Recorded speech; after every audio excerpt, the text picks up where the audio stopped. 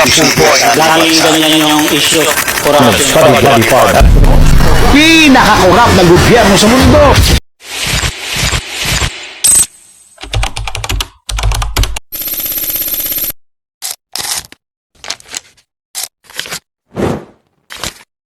Kapag ang yaman ng bayan napupunta sa kamay na hindi naman naghirap, kapag ang pawis ng tao nagiging luho ng ilan, Kapag ang pangarap ng kabataan nakaw na kasinungalingan, ano pa ba ang kinabukasan ng bayan natin? korupsyon, sugat na paulit-ulit na bumabalik. Bawat sugat may lunas. At ang lunas nasa kamay nating tao.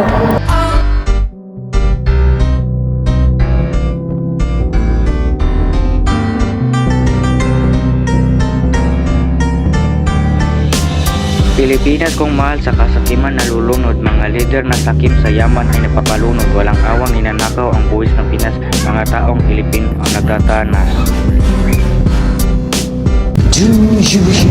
Kinakailangan muna ng isang malaking bagyo bago sila makaranas ng pagtaas ng tubig. Ngayon, kaunting ihilang ng ulan, binabaha na sa kanilang lipunan. Bakit? Dahil dyan sa DPWH na nilalagakan ng trilyon na pondo. Pumapalakpak ang mga bulsa ng kongresista. Mga kababayan, galit na ba kayo?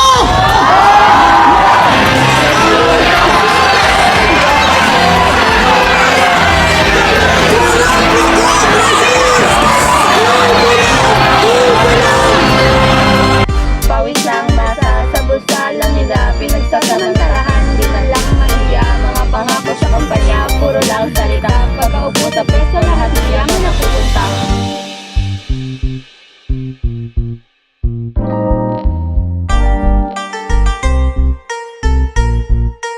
Mga batay nagugutom, eskwela'y kulang pa. Habang sila'y nag-e-enjoy, puro luho at ginhawa.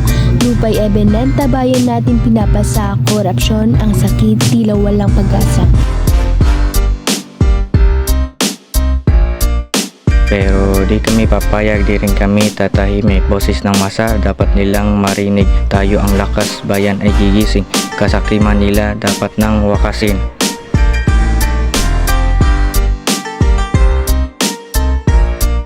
Kasakiman nila dapat nang wakasin. Pilipinas kung mahal sa kasakiman nalulunod, mga lider na sakim sa yaman ay nagpapalunod. Walang awang ninanakaw ang buwis ng Pinas, mga taong Pilipino ang nagtatanas.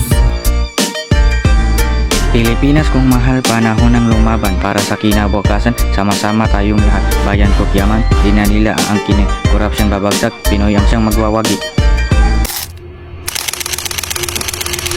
Mahirap nga ba talaga ang Pilipinas? Gayong limpak-limpak ang nananakaw ng korupsyon. Pinagpalabaha ang pagpapalubog sa ating bayan, kundi kasakiman.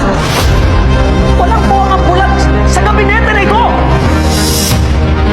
Naglalaroan lang nila tayo.